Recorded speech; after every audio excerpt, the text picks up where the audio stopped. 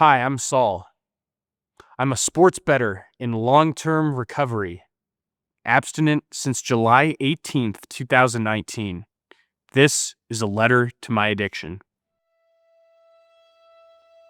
Dear my addiction, or should I say, dear me. I imagine that many people who write to their addiction describe their addiction as some sort of evil force, some disturbing part of them that needs to stay in the shadows. I disagree. Addiction, you worked for a while. You're my best attempt in those moments to stay safe. No problems, no real world, just the next pitch, the next free throw, the next shot at finally feeling like a winner. I remember the first time we met, September 20th, 2017, Kansas City Royals against the Toronto Blue Jays. I was up all night in the computer lab, alone. I didn't want to be with anyone but you. As you started to progress, I had no choice, just me and you. The strangest thing about you is how subtle and deceptive you are. Like I said, you were initially my greatest discovery, my best friend. When you and I were together, I was invincible. Saul, the big shot. But that's how addiction starts, doesn't it? That's the hook. A $10 win becomes $20, becomes $50. I remember that October when I hit for $250. I was planning all the cologne and the cars and the girls, all of this fantasy world coming together. And I told my family, I thought they'd be so proud of what I had discovered. But not everyone bought into the hype. Mom said, "You're dangerous. Leave you alone. Stop." And I stopped. I stopped telling. I hid.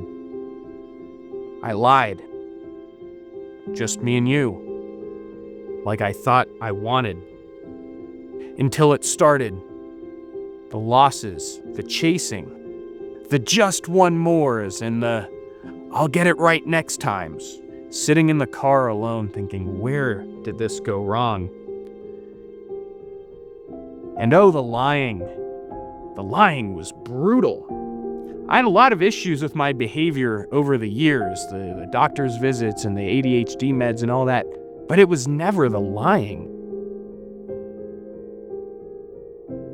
Anna and I had dated almost 4 years, and the very last words I ever heard from her were, "Why are you such a liar?" I wasn't Saul the big shot gambler anymore. I was Saul the liar, alone in his addiction.